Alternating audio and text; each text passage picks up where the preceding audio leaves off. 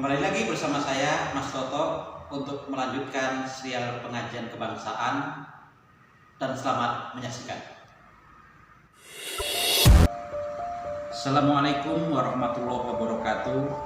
Om Swastiastu, Namo Buddhaya, salam kebajikan, salam sejahtera, dan salam rahayu. Bapak Ibu, sahabat terkasih dimanapun Anda berada, kita akan melanjutkan serial kebangsaan kita. Kali ini berangkat dari pertanyaan, kita mau kemana dan akan berbuat apa? Barusan saya menonton sebuah cuplikan video singkat berisi dialog antara seorang profesor atau seorang guru besar dengan petani tua yang membawa karung berisi tikus. Dalam perjalanan kereta api, profesor bertanya tentang apa yang dibawa oleh Pak Tua dalam karung. Pak Tua menjawab bahwa dia sedang membawa sekarung tikus, sembari menendang-nendang karung tikus tersebut. Lalu seorang guru besar itu bertanya, kenapa Pak Tua menendang-nendang karung?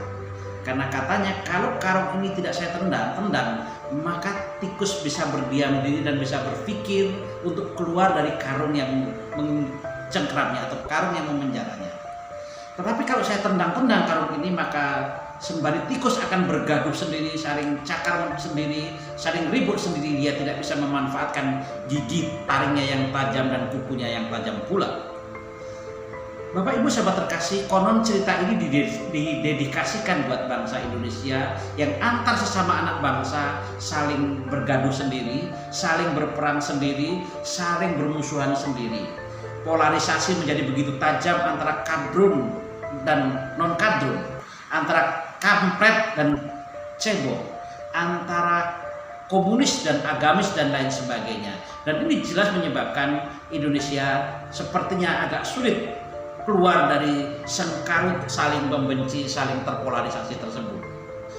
Dan konon pula cerita itu ada sekelompok orang atau sekelompok pemodal yang sedang mendesain. Jadi situasi Indonesia seperti ini bukan sesuatu yang berdiri sendiri. Ada kelompok-kelompok orang yang bermain yang disebut sebagai kingmaker atau yang sifatnya invisible hand, tidak kelihatan. Desain maker itu berupaya menghabisi, menggaduhkan, mengacaukan masyarakat bangsa Indonesia supaya masyarakat Indonesia tidak mampu lagi berpikir tenang untuk memperbaiki bangsa ini. Sembari masyarakat bergaduh, para konglomerat itu kemudian menghisap habis-habis, mengeksploitasi hasil kekayaan alam bangsa Indonesia yang begitu luar biasa. Cuman mirisnya, analogi itu kemudian tidak diselesaikan tentang bagaimana bangsa ini bisa keluar dari kemelut dan gaduh sendiri. Sebenarnya saya sudah menganalisis ini sejak tahun 2004 terkait dengan isu bangkitnya neokapitalisme, neoliberalisme, dan neoimperialisme serta yang lainnya itu. Kita harus sadar bahwa satu-satunya alat yang dipakai selama ini untuk menganalisis betapa kejamnya kaum kapitalis adalah kekritisan pisau analisis Marxis. Artinya hanya dengan teori Marxis lah saat itu analisis tentang kapitalisme, neoliberalisme, neoimperialisme bisa dianalisis dengan tajam. Tapi persoalannya adalah ternyata untuk melawannya tidak bisa lagi dengan pendekatan komunisme, tidak bisa lagi melawan pendekatan sosialisme. Karena de facto sosialisme, kapitalisme sudah runtuh, kalah ditelan oleh zaman. Hal ini sudah diramalkan oleh Robert Heilbronner yang menyatakan bahwa kontestasi antara kapitalisme dan sosialisme dimenangkan oleh kapitalisme dan sosialisme is end. Orang seperti Anthony Giddens misalnya menawarkan jalan ketiga atau yang disebut dengan sosial demokrat. Tetapi hari ini wujudnya juga belum bisa kita rasakan dengan penuh. Tetap dengan demikian juga kita bisa mengatakan bahwa teori ini belum mewujud karena kapitalisme, imperialisme, dan neoliberalisme itu begitu kuat untuk melawannya. Demikian juga misalnya gagasan ini juga sudah ditawarkan oleh Bung Hatta pada saat dia mengusulkan pasal 33 Undang-Undang Dasar 45, juga menawarkan model bentuk apa yang disebut dengan sosial demokrat, tetapi juga belum bisa terlaksana dengan baik sampai hari ini. Kita belajar dengan pengalaman teman-teman Katolik di Amerika Latin.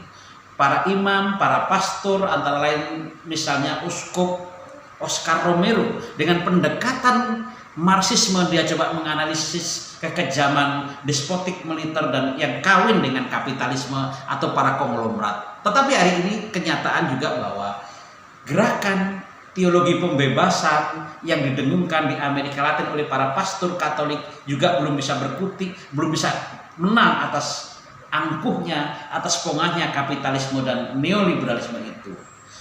Lalu pertanyaan, kira-kira Indonesia sebagai bangsa besar dan mayoritas Islam, bisakah kita berharap dengan Islam untuk melawan gerakan kapitalisme dan imperialisme yang sudah berurat berakar dan bercucuk pinang ini? Kita sendiri atau saya sendiri paling tidak masih meragukan keampuhan agama untuk bisa melawan neoliberalisme dan neokapitalisme itu. Karena agama di Indonesia sampai hari ini masih menjadi bagian dari persoalan, apalagi untuk bisa melawan neokapitalisme tersebut. Bapak Ibu sahabat terkasih dimanapun Anda berada, mari kita berefleksi, kita sedang hidup di era struktur ekonomi yang tidak adil atau keadilan struktural yang begitu parah. Sumber daya alam kita sudah makin menipis, sementara kita memang belum bisa berbuat apa-apa. Yang menang tetap kapitalisme, neokapitalisme, neoimperialisme, dan neoliberalisme. Mari kita umat yang masih punya nurani, dengan keyakinan kita agama masing-masing, bersatulah melawan ketidakadilan struktural yang makin parah ini. Sahabat terkasih, terima kasih atas segala perhatian. Mohon maaf atas segala kekurangan. Wassalamualaikum warahmatullahi wabarakatuh. Om Swastiastu, Namo Buddhaya, Salam Rahayu dan salam kebajikan.